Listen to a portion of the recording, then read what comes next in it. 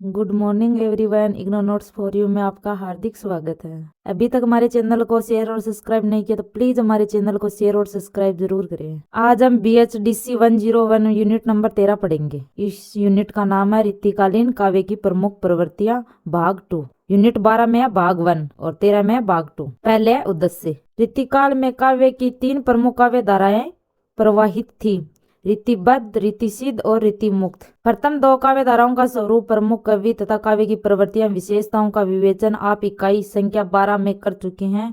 अब हम 13वीं इकाई में क्या करेंगे, रीति मुक्त काव्य धारा की चर्चा। सबसे पहले है इसमें क्या पढ़ेंगे, रीति मुक्त काव्य धारा के स्वरूप को समझा सकेंगे, रीति मुक्त काव्य धारा की प्रमुख कवियों के विषय में विस्तृत विवेचन कर सकेंगे, रीति मुक्त काव्य धारा की प्रमुख विशेषताओं का विवेचन कर सकेंगे, रीतिकालीन अन्य मतलब रीतियेतर काव्य प्रवृत्तियों का विश्लेषण कर सकेंगे, रीतिकालीन भक्ति काव्य के चारों काव्य धाराओं का विवेचन कर सकेंगे, रीतिकालीन नीति, वीर, प्रशस्ति एवं अन्य स्फुट प्रवृत्तियों को बता सकेंगे तथा रीतिकालीन प्रदेश की व्याख्या कर सकेंगे। अब है प्रस्तावना। रीतिकालीन काव्य संबंधी इस खंड की यह अंतिम इकाई है। वर्गीकरण के अंतर्गत आपने यह भी जाना है कि रीति से मुक्त रहकर अर्थपूर्ण तथा स्वच्छंद रूप में काव्य सर्जन करने वाले कवियों को रीति मुक्त कवि कहा गया है। इनके द्वारा विरचित काव्य धारा को रीति मुक्त काव्य धारा के नाम से जाना जाता है और इनके अंतर्गत भक्ति काल से चली आ रही विभिन्न इतर प्रवृत्तियों की परंपरा भी दृष्टिगत होती है। इन रीति मुक्त कवियों एवं रीतियेतर साहित्य सर्जकों के काव्य की प्रमुख विशेषताओं एवं उनके प्रत्यय का विश्लेषण करना इस इकाई में हमारा लक्ष्य है। अतः यहाँ रीतिकालीन, रीति मुक्त और रीतियेतर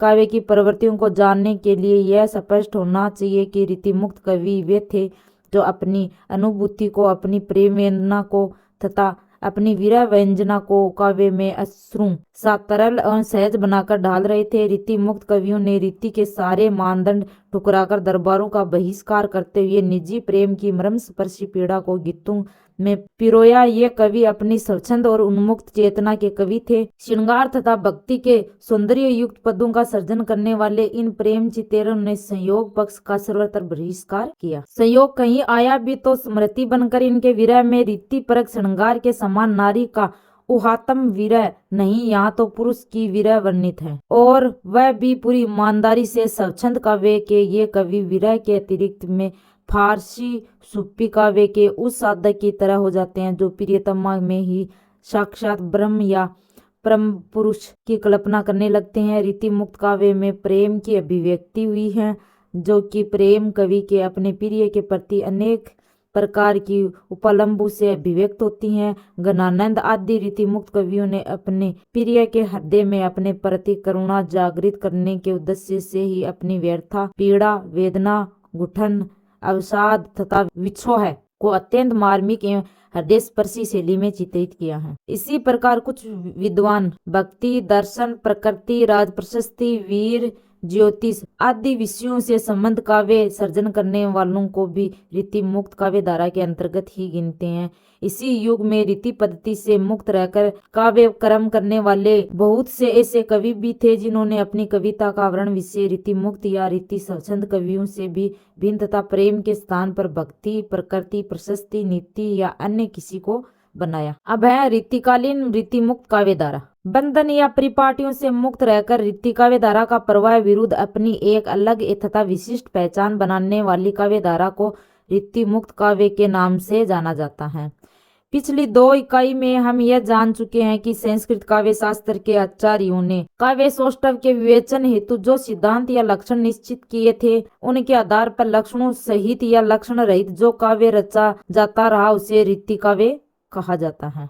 रीतिबद्ध काव्य शास्त्रीय काव्य कहलाए जिनके लेखक कवि और आचार्य कहलाए, पर रीति सिद्ध परंपरा के कवि केवल वही थे जो लक्षण न देकर अलंकार, रस, ध्वनि, नायिका भेद, वक्रोक्ति, नक्षिक या बारहमासा आदि पर केवल काव्य मतलब लक्षणों के अनुरूप प्रस्तुत कर रहे थे। रीति मुक्त काव्य धारा के कवि न तो रीतिबद्ध थे और न ही रीति कवि या रीति सिद्ध कवि हैं। इस धारा के कवि तो वे विशिष्ट कवि थे जो युगीन परिस्थितियों के विरुद्ध तथा परंपरा से हटकर प्रेम प्रवृत्ति पर अधिक बल दे रहे थे। वास्तव में ये कवि स्वच्छंद प्रवृत्ति के और उन्मुक्त चेतना के कवि थे। निजी प्रेम तथा आत्मानुभूत वेदना का गायन करने वाले स्वच्छंद करने वाले स्वतंत्र चेता सदैव ही परंपराओं के मुख मर्दन कर अपनी एक नई राह बनाते हैं। इसी कारण इन कवियों ने मन में भी परंपरा विद्रोह उभरा। परिणाम यह हुआ कि इन कवियों की निडरता और स्वच्छंदता से रीतिबद्ध या रीति कवियों के व्यक्तित्व या कृतित्व को भी आड़े हाथों लिया। उन्होंने उस कविता परिपाटी रीति परंपरा तथा उनकी दृष्टि को भी अनुपयुक्त कहकर ललकारा। रीति मुक्त कवि संस्कृत की शास्त्रीय परंपरा में बंद कर लिखना भी नहीं चाहते थे। ये किसी भी रीति पर चलकर या परिपाटी का पालन कर काव्य सर्जन करने को कवि प्रतिभा के बंधन की तरह मानते थे। इसी कवि प्रतिभा को बांधने के विरुद्ध इन्होंने विद्रोह भाव की अभिव्यक्ति की। परिमाणतः यह काव्य धारा कम कवियों से पोषित होकर भी इतनी महत्वपूर्ण बन गई कि इसे उपेक्षित नहीं किया जा सका। इस काव्य धारा के 5 प्रमुख कवि हैं। पहला घनानंद जो प्रवर्तक हैं, आलम, ठाकुर, बोधा और द्विजदेव, ये 5 कवि हैं। यूरोप में क्लासिकल या शास्त्रीय परंपरा के विरोध में जिस प्रकार का विद्रोह भावना पनपी थी और परिणामतः स्वच्छंदवादी काव्य प्रकट हुआ था, ठीक उसी प्रकार इस रीति मुक्त काव्य धारा में भी हुआ। इन कवियों ने भी एक और शास्त्रीय काव्य परंपराओं से विद्रोह किया तो दूसरी ओर सामाजिक मर्यादा, पारंपरिक रूढ़ियां, धर्मगत सीमाओं की भी परवाह नहीं की। इन्होंने निडर प्रेम योद्धाओं की तरह स्वच्छंद प्रेम का मार्ग ग्रहण किया तथा प्रेम और श्रृंगार के मर्मस्पर्शी रचनाएं प्रस्तुत कर काव्य प्रेमियों तथा मर्मज्ञ पाठकों को सराबोर कर दिया। रीति मुक्त काव्य रीतिबद्ध रीतिसिद्ध काव्य की तरह आत्म दर्शन परक, वस्तु प्रधान अथवा चमत्कार प्रधान न होकर आत्माभिपरक एवं व्यक्ति प्रधान काव्य कहा जा सकता है। इसमें स्त्री पुरुष का बनावटी आकर्षण या दिखावटी प्रेम नहीं, यह तो भक्ति काव्य की आत्माभिकता तथा निर्गुण कवियों की साधनात्मकता से संपृक्त प्रेम की सच्ची तथा मार्मिक अभिव्यक्ति का दस्तावेज है। घनानंद, आलम, बोधा, ठाकुर और द्विजदेव आदि सभी स्वच्छंद कवि अपने प्रेम पात्र के हृदय में करुणा उत्पन्न करने का प्रयास करते हुए दिखाई पड़ते हैं। निर्मल एवं उदात्त प्रेम के इस उपासकों ने प्रेम के प्रतिदान की अभिलाषा न रखते हुए अपने समर्पण, एक निष्ठा तथा अन्यता पर ही स्वयं को केंद्रित रखा। रीतिकाल नाम पर सबसे बड़े आपत्ति का कारण भी रीति मुक्त काव्य धारा ही है। रीति काव्य जिस तरह नारी विरह का काव्य था, रीति मुक्त काव्य इसी तरह पुरुष विरह का काव्य है, परंतु पुरुष का विरह की उदारता और गंभीरता के सामने रीति काव्य की नारी का उदात्मक विरह कहीं नहीं ठहरता। अभिव्यंजना की दृष्टि से भी इस काव्य धारा को अपना ही विशिष्ट है। हालांकि भाषा इन कवियों की भी रीति काव्य के अन्य कवियों की तरह परिनिष्ठित वर्ज भाषा ही रही है और युग प्रचलित कवित, सवैया, दोहा, चौपाई जैसे मुक्त छंदों का प्रयोग ही इन कवियों ने भी किया, किंतु फिर भी इनका प्रतिभा कौशल अपनी एक अलग ही झलक छोड़ता है। अब आगे आता है रीति मुक्त काव्य धारा के प्रमुख कवि। रीति मुक्त काव्य धाराओं को दृष्टि में रखते हुए इसे भी 2 वर्गों में बांटा जा सकता है। ऐसा विभाजन करने से रीतिकाल की अन्य प्रवृत्तियां अर्थात वीर, भक्ति, नीति, दर्शन, प्रशस्ति और प्रकृति आदि प्रवृत्तियां भी इसी के अंतर्गत आ जाती हैं। अतः इस दृष्टि से प्रथम वर्ग तो होगा श्रृंगार काव्य धारा का, जिनके अंतर्गत आता है घनानंद, आलम, ठाकुर, बोधा, द्विजदेव जैसे स्वच्छंद प्रेमार्गी कवि आ जाएंगे। और दूसरा वर्ग होगा श्रृंगारेतर रीति मुक्त काव्य धाराओं के, जिसके अंतर्गत निर्गुण काव्य के संत और सूफी काव्य धारा तथा सगुण काव्य के राम और कृष्ण काव्य धारा तो आएंगी, साथ ही वीर, नीति, प्रशस्ति एवं प्रकृति काव्य धारा भी आ जाएगी। यहाँ हम प्रथम वर्ग के 5 प्रमुख कवि एवं उनकी कृतियों का परिचय प्राप्त करेंगे। दूसरे वर्ग की चर्चा आगे की जा सकती, तो आइए पहले 5 कवियों और उनके साहित्य का विश्लेषण कर लें। पहला है घनानंद। घनानंद का नाम रीति मुक्त कवियों के में सर्वोपरि है। रीति की प्रवाहमान धारा के विरुद्ध खड़े रहकर एक नव्यतम काव्य धारा का प्रवर्तक करने का श्रेय घनानंद को ही मान देता है। वर्ज भाषा कवित के परंपराओं के बंधन से मुक्त कराकर एक नई दिशा देने में पहले करने वाले ये प्रमुख कवि हैं। आचार्य शुक्ल के अनुसार इनका जन्म संवत 1746 के आसपास माना जाता है। उत्तर प्रदेश के व्रजवासी करने में जन्मे घनानंदी दिल्ली के मुगल बादशाह मोहम्मद शाह रंगीला के दरबार में मीर मुंशी थे। यही उनका अनुराग एक सुजान नामक वेश्या से हो गया था। बताया जाता है कि दरबारियों के षड्यंत्र के कारण घनानंद को दरबार से निकाला गया था। बादशाह के कहने पर पद न गाने और सुजान के कहने पर गा देने वाले इस प्रेमी कवि को बादशाह के क्रोध का भागी बनना पड़ा और दरबार से निकाला गया। ऐसे में गणानंद ने सुजान से अपने साथ चलने के को कहा पर उन्हें इनकार कर दिया। परिमाणतः इन्हें गहरा आघात लगा और वे वेदांत आकर निम्बारक संप्रदाय में दीक्षित हो गए। कृष्ण भक्ति में लीन होकर भी गणानंद सुजान के प्रति अपने अनुराग को कम न कर सके और इसलिए वे राधा कृष्ण में भी उसी को छाया देखते रहे। 1796 के अहमद शाह अब्दाली द्वारा किए गए आक्रमण में जो कत्लेआम हुआ उसमें गणानंद मारे गए। लौकिक प्रेम से अलौकिकता तक पहुंचाने वाले रसिक कवि गणानंद अपनी प्रेमिका सुजान को अंतिम समय तक भी भुला न पाए। गणानंद ने संयोग और वियोग श्रृंगार की अत्यंत मार्मिक एवं प्रभावी कविता लिखी है। गणानंद द्वारा रचित काव्य को 2 वर्गों में बांटा जा सकता है। एक वर्ग में उनके कवित्व सवैया में लिखी श्रृंगारिक विषय रचनाएं को रखा जा सकता है, तो दूसरे वर्ग में पद्यों और 2 चौपाई में लिखी गई भक्तिपरक रचनाओं को रख सकते हैं। श्रृंगारिक रचनाएं केवल मुक्तक हैं तथा भक्तिपरक रचनाएं प्रबंधक और मुक्तक दोनों। यो तो गणानंद के सुजान हित, कृपानंद निबंध, वियोग बेली, इश्कलता, यमुनायस, प्रतिपावस, प्रेम पत्रिका, प्रेम सरोवर, वर्ज विलास, सरसवसंत, अनुभव चंद्रिका, रंग बधाई, प्रेम पद्धति, वृषभानु, पुरुष सुषमा, गोकुल गीत, नाम माधुरी, गिरी पुंजन, विचार सार, दान गठा, भावना प्रकाश, कृष्णम कौमुदी, प्रिय प्रसाद, प्रिय पहेली, कवित संग्रह, पदावली, वर्ज विहार तथा मनोरथ मंजरी आदि 40 ग्रंथें उपलब्ध हैं। नारी प्रेम, सौंदर्य, प्रेमानुभूति तथा व्यापक वीरा वेदना का एक निष्ठ तथा अंतर्मुखी कवि सूक्ष्म से सूक्ष्म भाव को भी सफलता से रूपायित करता है। इनके काव्य में सुजान की छाप भी जगह जगह मिलती है। यह सुजान कृष्ण को भी कहा जा सकता है, परंतु मूलतः यह प्रेयसी सुजान है, पर इसे कवि प्रेम के उदात्तीकरण भी कहा जा सकता है। अब आया दूसरा आलम। आलम स्वच्छंद धारा के दूसरे प्रमुख कवि हैं। अकबरकालीन आलम शेख नाम की एक रंगरेजियन से प्रेम करते थे और इस घटना प्रसंग में उनकी प्रसिद्धि भी बहुत मिली। कुछ विद्वान तो अलग अलग आलम कवियों की कल्पना भी करते हैं, परंतु अतः कोई प्रमाणिक तथ्य न मिलने पर यह समझा जा सकता है कि माधवानल, कामकंदला तथा आलम केली के रचयिता आलम अकबरकालीन कवि ही है और ये एक ही है। दूसरे आलम का अस्तित्व नहीं है। कहा जाता है कि आलम मूलतः ब्राह्मण थे, किंतु रंगरेजिन शेख के अनुरागवंश मुसलमान हो गए थे। शेख ने इसके प्रेम की कथा का आधार उनके काव्य प्रतिभा मानी जाती है। किदवंती है कि एक बार आलम ने शेख को अपनी पगड़ी रखने को दी थी और उस पगड़ी में एक कागज का टुकड़ा बंधा था, जिस पर आलम कवि का अधूरा काव्य छंद था। इसमें क्या था लिखा, कनक छरी सी कामिनी काहे को कटी छीन। दोए की इस अधूरी पंक्ति को आलम के बाद में पूरा करने की आशा से संभवतः पगड़ी में बांधा होगा।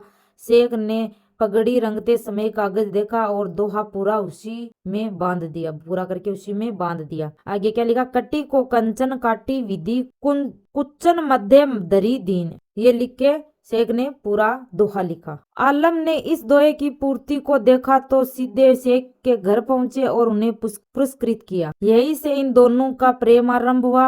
आलम का नाम से 4 ग्रंथ उपलब्ध हैं, माधवनल, कामकंदला, श्याम स्नेही, सुदामाचरित और आलम केली। इनमें पहले 2 ग्रंथ प्रेमाख्यानक काव्य परंपरा के ग्रंथ हैं तथा सुदामाचरित कृष्ण भक्ति काव्य परंपरा का है। तीनों प्रबंधात्मक कृतियां हैं। आलम केली मुक्त काव्य रचना है।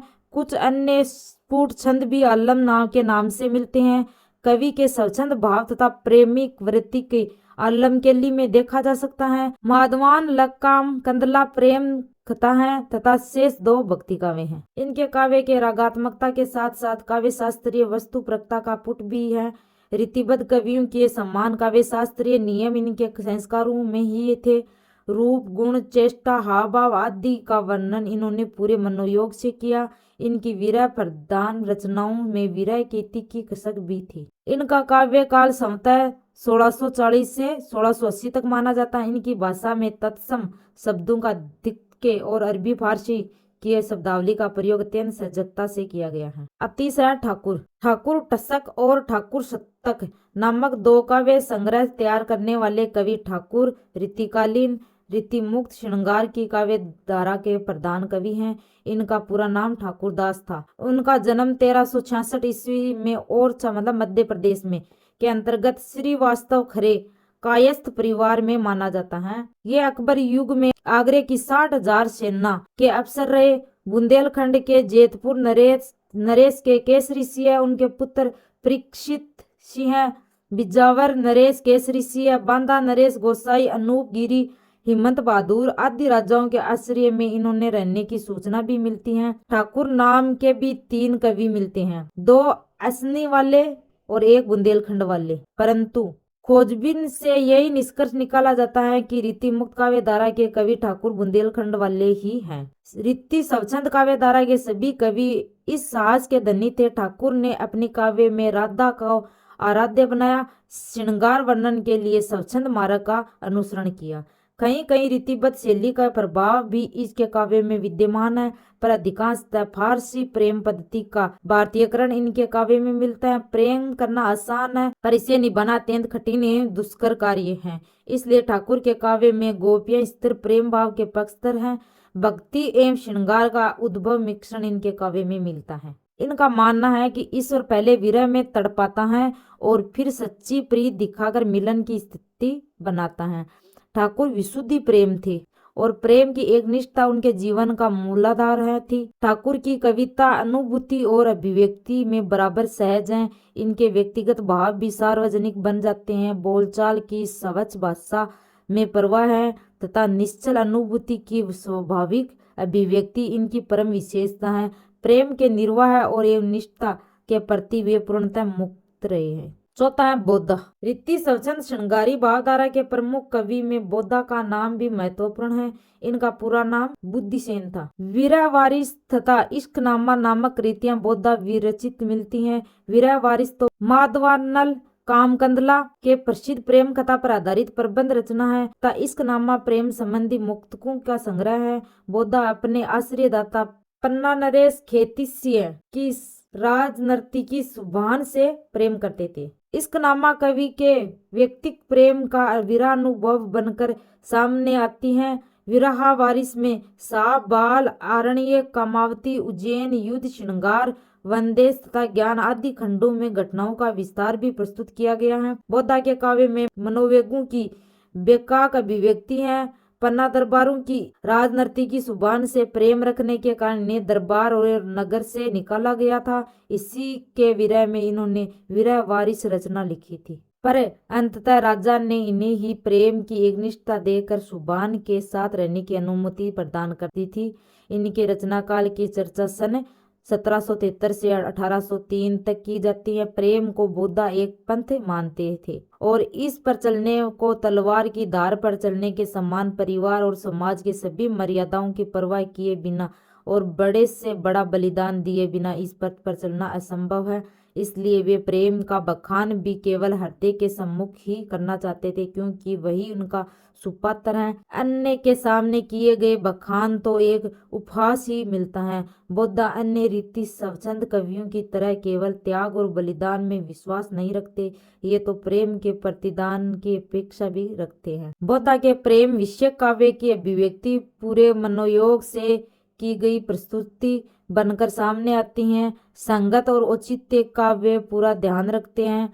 तत्सम और तद्भव शब्दावली के साथ उनकी भाषा में बुंदेली, अरबी, फारसी, पंजाबी शब्दों के समूह में मिलते हैं। लोकोक्ति एवं मुहावरों का तीखा एवं प्रवाहमान प्रयोग पाठकों को सहज ही आकृष्ट करता है। सूफी असूफी प्रेम काव्य की परंपरा का अनुसरण तथा लोक कथाओं का अधिग्रहण करते हुए बोधा ने दोहा सवेया कविता का सुंदर प्रयोग किया। अब पांचवा है द्विजदेव। द्विजदेव रीति मुक्त काव्य धारा के अंतिम प्रमुख कवि हैं। श्रृंगार प्रधान स्वच्छंद वृत्ति को इन्होंने भी काव्य का प्रमुख विषय बनाया। ये महाराजा मानसिंह द्विजदेव के नाम से जाने जाते हैं। प्रकृति वर्णन की स्वच्छंदता, संयोग श्रृंगार के भाव प्रधान रीतिबद्धता और वियोग श्रृंगार के रीति स्वच्छंद रागात्मकता को उन्होंने काव्य में सहज ही देखा जा सकता है। हृदय के विभिन्न अंतर्दशाओं का अत्यंत मार्मिक वर्णन करने में यह पूर्णतः दक्ष कवि माने जाते हैं। क्षोभ, दैन्य, धृति, स्मृति तथा उद्वेग आदि भावों की सफल व्यंजना इनके काव्य में देखी जा सकती है। प्रकृति का स्वच्छंद रूप में तो सुंदर वर्णन ये करते ही हैं, आलंबन रूप में भी इनका प्रभावशाली वर्णन इन्होंने किया है। द्विज देव राजसी परिवार से थे और अयोध्या नरेश सागद्वीपी ब्राह्मण महाराज दर्शन सिंह इनके पिता थे। द्विज देव इनका उपनाम माना जाता है। इनके जन्म काल के संदर्भ में सन 1802 तथा मृत्यु के लिए सन 1831 स्वीकृत किए जाते हैं। द्विज देव कृत श्रृंगार लतिका, श्रृंगार बत्तीसी, श्रृंगार चालीसी तथा रस कुसुमाकर नामक 4 कृतियां का उपलब्ध होना माना गया है। द्विज देव के श्रृंगारी छंदों के रूप में अनुभाव, संयोग और काम दशाओं आदि का भावातिरेकमय वर्णन उपलब्ध है। इनमें कहीं कहीं रीतिबद्ध काव्य का प्रभाव भी द्रष्टव्य है, परंतु कवि का भावमयी प्रस्तुति का विशिष्ट ही इसे रीति मुक्त धारा से जोड़ता है। इनकी भाषा में रीति युक्त काव्य सौंदर्य और ब्रज भाषा के उत्कर्ष को देखा जा सकता है। लक्षणा, मुहावरे और लोकोक्तियां ने उनकी अभिव्यंजना शक्ति को प्रमाण बनाया। कुल मिलाकर भाषा प्रांजल बन पड़ी। अब है रीति मुक्त काव्य की प्रमुख विशेषताएं। रीति मुक्त अथवा रीति स्वच्छंद श्रृंगार धारा के 5 प्रमुख कवियों के विषय में अभी आपने अध्ययन किया है। इन सभी कवियों का श्रृंगार काव्य रीतिबद्ध श्रृंगार काव्य से पर्याप्त भिन्न स्वच्छंद एवं उदात्त भावना का पोषक काव्य कहा जा सकता है। इससे प्रेम का अनुभूति पक्ष प्रधान रहा है। इन कवियों की मूल प्रवृत्ति रूप सौंदर्य पर रीझने और सौंदर्य के मार्मिक संवेदनात्मक वर्णन करने की रही है। प्रेम में विरह पक्ष की महत्ता एवं विशिष्टता को इन सभी ने स्वीकृति दी है। निजी प्रेम की अनुभूति को व्यक्तिगतता का स्वर देकर मार्मिक ढंग से प्रस्तुत करना इनकी विशेषता रही है। अतः इन कवियों की प्रमुख विशेषताओं पर यहाँ हम संक्षेप में विचार करेंगे। पहला, रीति स्वच्छंदता। पहली क्या विशेषता है? रीति स्वच्छंदता। इस धारा के कवि भावुक थे तथा इन्होंने अपने को किसी भी काव्य शास्त्रीय परंपरा से आबद्ध नहीं रखा। काव्य शास्त्र का उन्हें पर्याप्त ज्ञान था, फिर भी इन्होंने अलंकार, छंद, नायक नायिका भेद, रीति या वक्रोक्ति आदि सिद्धांतों की पद्धति विशेष का अनुकरण नहीं किया। इनका विश्वास अनुभूति की मौलिक प्रस्तुति में रहा। इन्होंने रीति परिपाटी से स्वयं को पूर्णतः मुक्त ही रखा। लक्षणों के फेर में न पड़कर ये कवि निजी प्रेम के उच्छ्वासों को ही काव्यबद्ध करते रहे और इनमें इन्हें पूरी सफलता भी मिली है। जबकि रीतिबद्ध कवि लक्षणों के फेर में उलझे रहे। रीति सिद्ध कवि भी रीति स्वच्छंद कवि नहीं कहे जा सकते। दूसरी विशेषता है प्रेमानुभूति की प्रधानता। रीति स्वच्छंद श्रृंगार काव्य का मूल प्रतिपाद्य ही प्रेम है, पर यह प्रेम रीतिबद्ध कवियों के नायक नायिकाओं के प्रेम से भिन्न है। स्वतः अनुभूत प्रेम के अभिव्यक्ति करने वाले ये कवि हृदय के आंतरिक स्पंदनों से प्रतिलक्षण अनुभूत किए गए प्रेम का छटपटाहट और कसक का मार्मिक और प्रामाणिक वर्णन करते हैं। इसी प्रेम में इन्हें मस्ती और आनंद की अनुभूति होती और यही इन्हें लौकिक और अलौकिक की ओर उन्मुख भी करता है। प्रेम मार्ग के ये जवां मर्द पथिक सूफी प्रेम की पीर से ही प्रभावित होते हैं। यही कारण है कि इनके प्रेम में उदात्तता का स्पर्श भी है और यही प्रेम इनकी प्रेरणा बनकर इन्हें दिव्यता तक ले जाता है। तीसरी विशेषता है विरह प्रधान अनुभूति। रीति स्वच्छंद कवियों का प्रेम वर्णन व्यर्थता प्रधान है। प्रेम का विच्छोह से प्राप्त पीड़ा और कसक इनकी अमूल्य निधि है, इसलिए यह संयोग से भी वियोग की अनुभूति करते हैं। यही कारण है कि वियोग की प्रचलित परंपरा से यह विशिष्ट भी हो जाता है। यह फारसी का प्रभाव भी है, जहाँ पर प्रेम में विरह की प्रधानता रही है। युगीन समाज के परिवेश एवं परिस्थितियों का प्रभाव में इसी लक्षित है। व्यर्थता के भीतर ही भीतर छुपा कर रखना इनकी व्यवस्था भी थी। इसलिए यह कहते हैं कि प्रेम के पीर किसी को सुनाने की कुछ लाभ नहीं। फिर बिना विरह के ये प्रेम परिपक्वता भी नहीं मानते। विरह वेदना से ही प्रेमी प्रेम पथ का सच्चा प्रतीक बनता है, वही अग्नि में तपाकर उन्हें सच्चा सोना बनाता है। चौथी विशेषता है भाव प्रणता। रीति मुक्त काव्य धारा के श्रृंगार कवि प्रेमी कवि भाव प्रण कवि हैं। प्रेम की पीड़ा को स्याही बनाकर अपने हृदय के उद्गारों को लिखना इनकी रुचि बन गई थी। भाव विभोर होकर ये ऐसे प्रभावित होने लगी कि अभिव्यंजना के सभी उपकरण स्वतः ही भावों को गति प्रदान करने के लिए उपस्थित होते चले जाते हैं उपमानों और बिंबु का मिश्रण इनकी अंतर्दशाओं को इस रूप में रखता है कि सभी भाव विभोर हो जाते हैं। काव्यादर्श अथवा काव्य दृष्टि। अपने काव्य गौरव के प्रति विशेष रूप से सहजक रखने वाले इन कवियों ने समसायिक रीतिबद्ध काव्य दर्शों से सजग रखते हुए अपनी काव्य दृष्टि को पृथक ही नहीं विशिष्ट भी रखा। लीक या परंपरा से पूरी तरह हटकर समतस्फुट कविता के पक्षधर इन कवियों ने सभी परंपराओं, मर्यादाओं तथा लिंकों का तिरस्कार करते हुए एक नई राह बनाई। रीतिबद्ध काव्य धारा का प्रबल प्रवाह के विरुद्ध यात्रा करने का सफल कार्य इन लोगों ने किया। परंपराओं से प्राप्त अलंकारों या छंदों को जोड़कर छंद रचना करने इनकी दृष्टि में काव्य नहीं, इसलिए ये कवि शिक्षा को भी प्रतिभा से भिन्न वस्तु मानते हैं।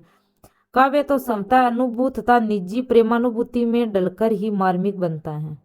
अब है छठी विशेषता अभिव्यंजना सौष्ठव। रीतिमुक्त कवियों का भाववेग अभिव्यंजना के सभी उपकरणों को अपने अनुकूल डालकर सहज स्वाभाविक और प्रभावी तो बनाता ही है, साथ ही अलंकाराधिक्य तथा कृत्रिमता आदि दोषों से भी मुक्त रखता है। भाषा को अलंकारों, लक्षणिक प्रयोग और लयात्मक विधान से सुसज्जित कर ये कवि अभिव्यंजना शिल्प के नवीन आयाम खोलते हैं। सहज स्वाभाविक तथा संतुलित शब्द प्रयोग अपेक्षानुसार अप्रस्तुत विधान एवं चमत्कार पैदा करती हैं। वांगिकता ही मार्मिक व्यंजनापूर्ण अभिव्यक्ति का कारण बनती हैं। लोकोक्ति और मुहावरों का प्रयोग लोक जीवन से जोड़ता है और तो उक्ति विचित्र कविता में कौतूहल पैदा करता है। इन कवियों ने परखे हुए शब्दों का परिमार्जित प्रयोग किया है। वह शब्द अपने आप में अद्वितीय प्रयोग बनकर आते हैं। गणानंद और द्विजदेव की भाषा तो इस दृष्टि से उदाहरण बन ही जाती है। इनके मुहावरेदार भाषा तथा शब्दों की बारीक अभिव्यक्ति क्षमता वास्तव में अतुलनीय है। नाद, संगीत, लय एवं प्रवाह का इन्होंने विशेष ध्यान रखा है। इसी प्रकार उक्ति वैचित्र्य काव्य भंगिमा को तथा उनके व्यंजकता को स्पष्ट करता है। कुल मिलाकर कह सकते हैं कि रीति मुक्त अथवा रीति स्वच्छंद श्रृंगार काव्य धारा के इन भाव प्रणव कवियों ने अपने काव्य को पूरी ईमानदारी से हृदयगत तल्लीनता और भावगत सच्चाई से प्रभावी बनाया है। अब आगे है रीतिकालीन काव्य की अन्य प्रमुख प्रवृत्तियां। रीतिकाल की 3 प्रमुख काव्य धाराओं में अभी तक हम रीतिबद्ध, रीति सिद्ध और रीति मुक्त श्रृंगार प्रधान कवियों के विषय में, उनके काव्य विशेषताओं के संदर्भ में तथा उनके अभिव्यंजना पक्ष के बारे में गहन विवेचन कर चुके हैं। रीतिकाल के इन 200 वर्षों का साहित्य इन 3 प्रमुख प्रवृत्तियों के इतर में पर्याप्त मात्रा में लिखा गया। दरबार, खुशामदी तथा निजी प्रेम के मोहपाशों से विच्छेदन धार्मिक प्रवृत्ति वाले भक्त कवि भी इस युग में भक्ति कर रहे थे, तो वीरता का जोहर बखान करने वाले वीर भी इस युग का अंग बनने हुए हैं। भक्त कवियों में कृष्ण भक्त, राम भक्त, संत कवि तथा सूफी कवियों की पूरी परंपरा को देखा जा सकता है। निम्बारक, चैतन्य वल्लभ, राधा वल्लभ और सखी संप्रदाय आदि भक्तिकालीन परंपरा इस युग में भी विद्यमान रही, किंतु ये मुख्य स्वर न बन सकी। पहला है भक्ति काव्य। रीतिकालीन भक्ति काव्य के अंतर्गत पर्याप्त विविधता के दर्शक किए जा सकते हैं। भक्ति काल के भक्ति की जो 4 काव्य धारा प्रायः थी, उनका विस्तार ही रीतिकाल में देखने को मिलता है, किंतु यह विस्तार रीतिकाल तक आते आते अत्यंत गौण प्रवृत्ति के रूप में परिवर्तित होता जान पड़ता है। कृष्ण भक्ति, राम भक्ति तथा निर्गुण के अंतर्गत संत काव्य सूफी काव्य धारा की परंपरा का निर्वाह इस युग के भक्ति साहित्य में भी हुआ। यहाँ इन्हें की संक्षिप्त चर्चा हम करेंगे। भक्ति काव्य में क्या? कृष्ण भक्ति काव्य श्री कृष्ण की बाल और किशोर लीलाओं पर तो अधिकांशतः रीतिकालीन भक्त कवि मुग्ध रहे ही हैं। यो भी कृष्ण तथा इस युग के काव्य की प्रेरक कारण बनती है। वैष्णव धर्म की दृष्टि से देखे तो इस युग के कृष्ण भक्ति काव्य का केंद्र वृंदावन बना, तो राम भक्ति काव्य का केंद्र अयोध्या बना। इन दोनों प्रकार के काव्य में माधुर्य भाव की भक्ति ही प्राधान्य रही। इस युग के कृष्ण भक्त कवियों ने प्रबंधात्मक कृतियों भी लिखी तथा मुक्त काव्य रचना भी की। प्रबंधात्मक कृष्ण भक्ति काव्य की रचयिताओं में गुमान मिश्र, व्रजवासी दास, चित कवि गणानंद आदि का नाम लिया जा सकता है। ऐसी कृतियों में गुमान मिश्र कृत कृष्ण चंद्रिका, व्रजवासी दास कृत व्रज विलास, मंचित कवि सुरभिदान लील और कृष्णयान आदि की चर्चा की जा सकती हैं। कृष्ण भक्ति काव्य का मुक्तकों में सृजन करने वाले कवियों में रूपर रसिक देव, नगरीदास, अलबेली अली, चाचा हित वृंदावन दास तब भगवत रसिक आदि उल्लेखनीय हैं। इनके अतिरिक्त वृंदावन देव, पीताम्बर दास, सुंदरी कुमार बाई, प्रेम सखी, कृष्णदास, रतन कुंवरी तथा भोला भंडारी आदि अन्य कवि का भी कृष्ण भक्त काव्य धारा के विकास में पर्याप्त योगदान रहा। उत्तर मध्य युग अर्थात रीतिकालीन कृष्ण भक्ति काव्य पर राधा वल्लभ संप्रदाय एवं सखी संप्रदाय की साधना पद्धति का प्रभाव अत्यंत व्यापक रहा। राधा कृष्ण की श्रृंगारिक लीलाओं के माध्यम से इस युग के कृष्ण भक्त कवियों ने युग प्रचलित त्योहारों एवं समारोह का वर्णन भी पूरे मनोयोग से किया। राधा कृष्ण के ग्रामीण गोप रूप के स्थान पर उनके श्रृंगार प्रधान रूप उभर आए। माखन लीला, गोदोहन, गोचारण, चीरहरण तथा मथुरा गमन आदि के स्थान पर अब राधा कृष्ण के जायसी ऐश्वर्य से परिपूर्ण स्वरूप की ही काव्य में उभरने लगा था। इनकी वेशभूषा और आभूषणों का वर्णन अधिक होने लगे थे। राधा कृष्ण के सौंदर्य का विस्तृत वर्णन, राधा के महत्व की स्थापना, राधा कृष्ण के नित्य विरह, कृष्ण राधा की युगल उपासना के समय भक्त की दास्य भाव की भक्ति, कृष्ण का स्वयं राधा को वस्त्रानुभूषणों से सुसज्जित करना, राधा का पीताम्बर एवं मुरली धारण कर कृष्ण बनना, राधा कृष्ण के अष्टयाम एवं छदम लीला वर्णन आदि विषय इस युग के कृष्ण भक्ति साहित्य में अपनाई गई। इस कृष्ण भक्ति काव्य में भाषा व्रज भाषा ही रही। चौपाई, दोहा, कवित, सवैया, कुंडलिया तथा अरील आदि छंदों का प्रयोग इनके काव्य में हुआ। इस काव्य धारा के अन्य प्रमुख कवियों में श्री हरिराम वल्लभ रसिक गोस्वामी रूपलाल, श्री रसिक दास ब्रजवासी दास, श्री हटजी अलबेली अली, श्री चंद्रलाल गोस्वामी रूप सखी रसिक गोविंद तथा भगवत रसिक आदि उल्लेखनीय हैं। अब है राम भक्ति कवि। राम भक्त कवि भी कृष्ण भक्तों की तरह सखी संप्रदाय का अनुसरण करते हुए राम का रसिक रूप में वर्णन करते रहे। इन्हें बहुत अधिक प्रसिद्धि नहीं मिल सकी। लोक प्रसिद्ध राम का मर्यादावादी रूप जब सखी के रूप में डाला गया तो उसे पूरे मन से स्वीकृत नहीं मिल सकी। कुछ राम भक्त कवि भक्तिकालीन परंपरा का निर्वाह करते हुए राम की मर्यादा के रूप में वंदना कर रहे थे, परंतु तुलसी का राम भक्ति परंपरा तो तुलसी के देहावसान के बाद अवरुद्ध सी ही रह गई थी। राम परियक माधुर्य भाव को साधना सर्वप्रथम स्थान अल्लवार भक्तों द्वारा प्राप्त हुआ। इनकी रचनाओं में वात्सल्य और दास्य भक्ति की भावना का मिश्रित रूप उपलब्ध होता है। स्वामी रामानंद जी का शिष्य परंपरा के स्वामी अगरदास जी ने राम की रसिक साधना को व्यवस्थित रूप दिया। इनकी कृति ध्यान मंजरी इस दृष्टि से उल्लेखनीय है। यो भक्ति काल में भी राम भक्ति के रसिक कवि परंपरा मिलती है, जिनमें भक्तिमाल के रचयिता नाभादास, भानदास, मुरारीदास, प्रयागदास और मुक्तामणिदास आदि के नाम देखे जा सकते हैं। यह परंपरा रीतिकाल में भी विकसित हुई और इसके अंतर्गत बाल कृष्ण, बाल अली, अनन्य शिलमणि, जानकी रसिक, शरण छत्रसाल, प्रेम सखी, राम सखी, गुरु गोविंद सिंह, सुरकिशोर, विश्वनाथ सिंह, कृपा निवास, रामचरणदास, उमापति त्रिपाठी, नवल सिंह तथा राम शरण आदि कवियों का साहित्य उपलब्ध होता है।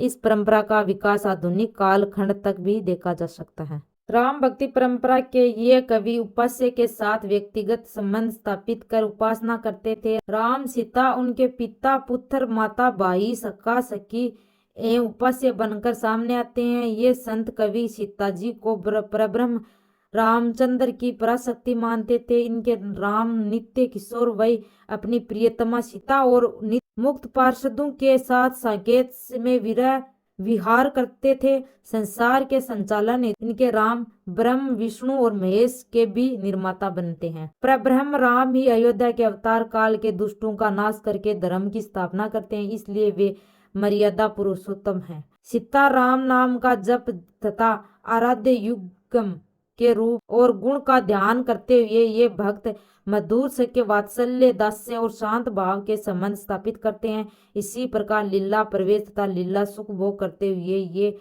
सीताराम के मधुर चरित्र का वर्णन एवं कीर्तन में ही व्यस्त रहते हैं।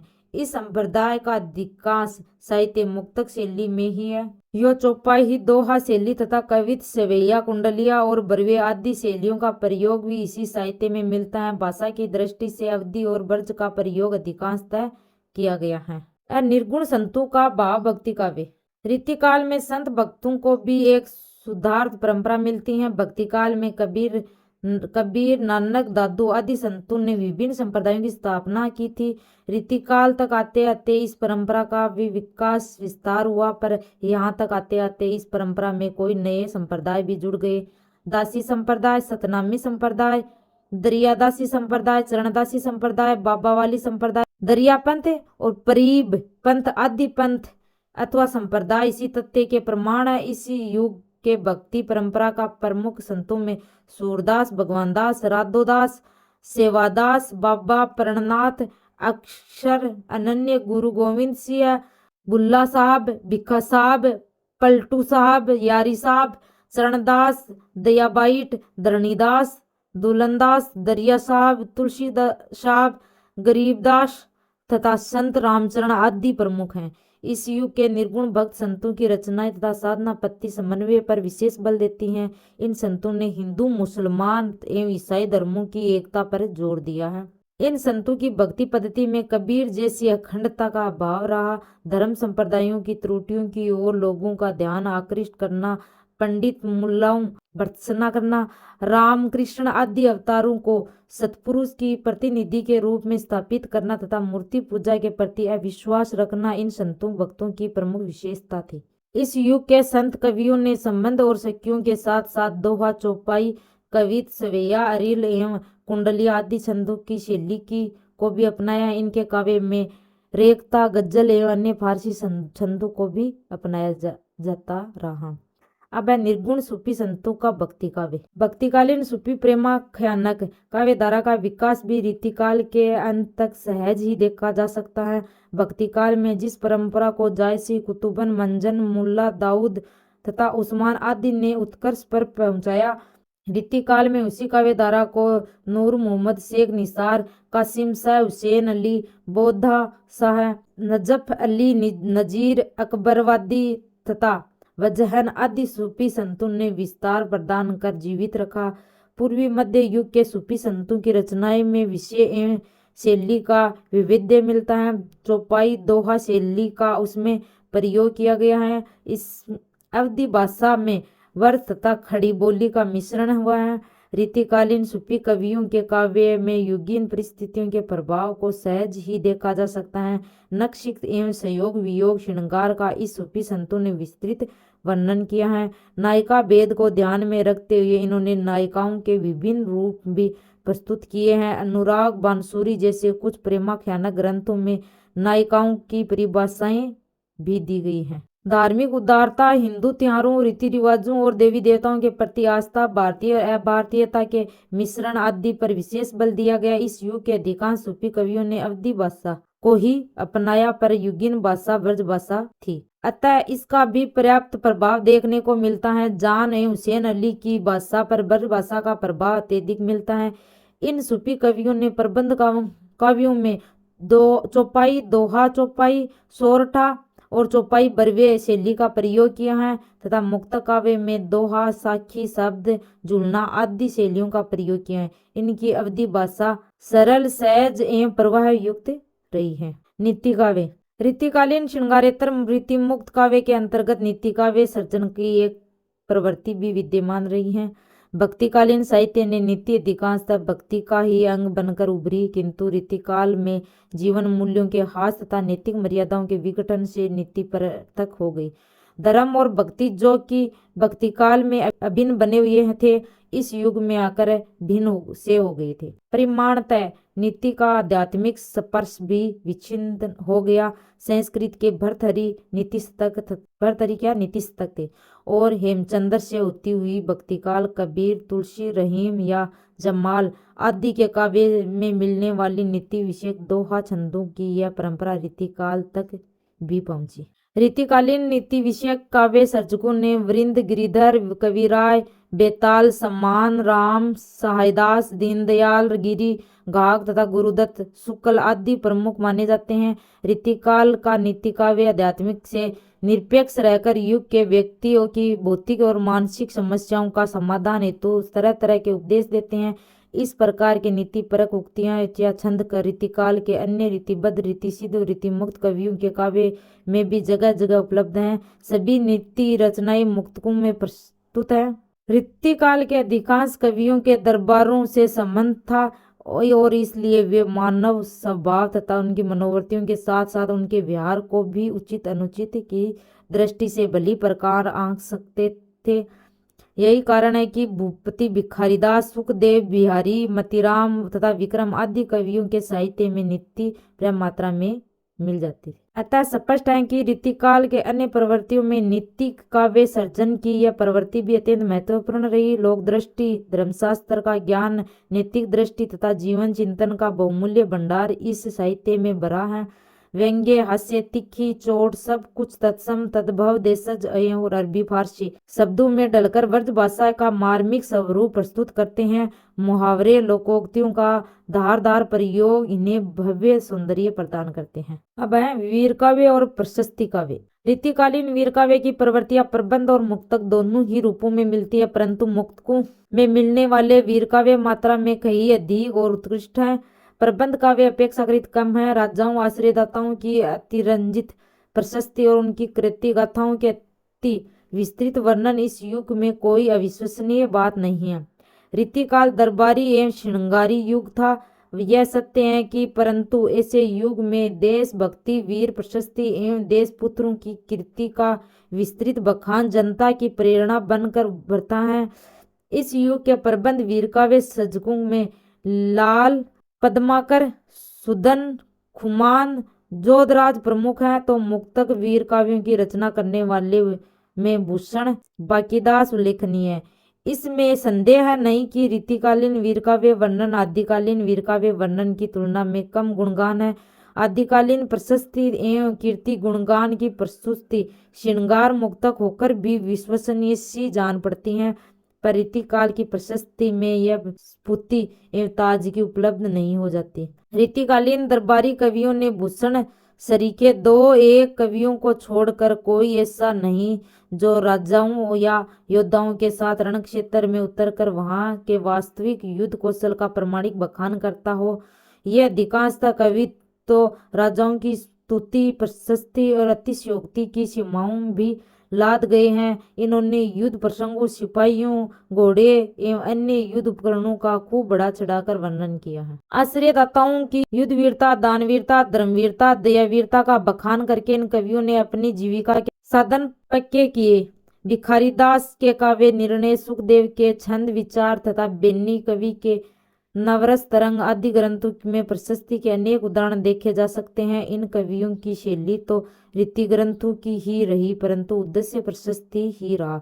भूषण का शिवराज भूषण, रतन कवि का फतेसिया प्रकाश तथा गंजन कवि का कमरुद्दीन खा उल्लास आदि ग्रंथ इसी परंपरा में आते हैं। भूषण का ही शिवावनी लाल कवि का छत्रसाल प्रकाश, जोधराज का हमीरासो, सुदन का सुजान चरित, चंद्रशेखर वाजपेयी का हमीर तथा सूर्यमल का वंश भास्कर आदि ग्रंथ भी इसी परंपरा में उल्लेखनीय ग्रंथ हैं। पद्माकर का हिम्मत बहादुर, विरुदावली, गवाल का हमीर हट तथा विजय विनोद आदि ग्रंथ भी इसी दृष्टि से महत्वपूर्ण माने जाते हैं। इन वीर काव्यों की भाषा वर्ज ही रही है, पर इनमें स्थान स्थान पर खड़ी बोली, मारवाड़ी, पूर्वी पंजाबी और राजस्थानी आदि भाषाओं बोलियों के शब्द का मिश्रण रहा है। कवित्व सवैया का इन कवियों ने अत्यंत प्रशंसनीय उपयोग किया है। भूषण तो शिवाजी का दरबारी कवि थे और उनकी वीरस की कविता में तो प्राण बसे हैं।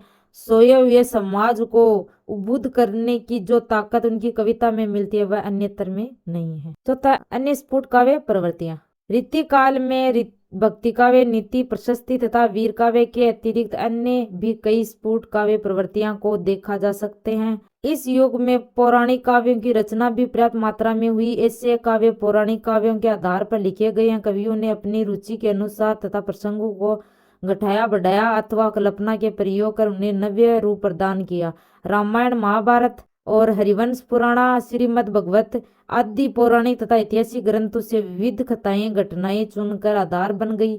इसी प्रकार नरसिंह अवतार, दत्तात्रेय, वामन, मनु, नल, दयंती, शंकर, पार्वती, गणेश, हनुमान आदि की कथाओं का वर्णन भी जगह जगह किए गए। इस तरह के कवियों ने बारहट, नरहरिदास, सबल सिंह चौहान, विषम कवि, भूपति, कुंवर मेदिनी मल, भगवत राय खिंची, मंचित, मनियार सिंह, कलानिधि, मधुसूदन दास, सोमनाथ, ललकदास, खुमान, नथुराम चौबे, गिरिधर दास तथा जानकी प्रसाद आदि कवियों का नाम उल्लेखनीय है। इनके अधिकांश ग्रंथ प्रबंधात्मक ही हैं और एक दो को छोड़कर लगभग सभी की भाषा ब्रज भाषा ही है। चौपाई दोहा शैली के साथ इनमें कवित, सवैया, सोरठा, धनाक्षरी आदि छंदों का प्रयोग भी किया गया है।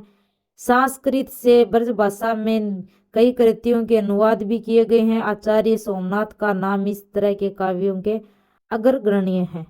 इसी प्रकार गोपाल राम कृत, खूब तमाश गोस्वामी, जतनलाल कृत, अन्यतर सार जय गोपाल कृत, तुलसी शब्दार्थ प्रकाश तथा गोपाल राम कृत दंपति वाक्य विलास आदि ज्ञान संबंधी वितरण देने वाली कृतियों का भी अपना ही विशिष्ट महत्व है। अतः कह सकते हैं कि रीति काल में रीति मुक्त काव्य धारा के श्रृंगारेतर काव्य प्रवृत्तियां में भी पर्याप्त विकास विस्तार के दर्शन होते हैं। व्रज भाषा को तो प्रौढ़ता इन कवियों ने प्रदान की वह इससे पूर्व संभवतः न हो सकी थी। ये यो रीतिकाल में अवधि भाषा में भी काफी साहित्य सर्जन हुआ, परंतु व्रज भाषा को जो उत्कर्ष मिल सका वह अन्य किसी को नहीं। इसलिए भक्तिकालीन काव्य को भावलोक की कविता और रीतिकालीन काव्य को मनोहारी कला लोक की कविता भी कहे तो गलत न होगा। यो रीतिकाल में ही ब्रज भाषा गद्य की तथा खड़ी बोली गद्य के भी पर्याप्त प्रयोग देखने को मिलते हैं। इसी प्रकार हमारी 13वीं यूनिट कंप्लीट हुई। Thank you.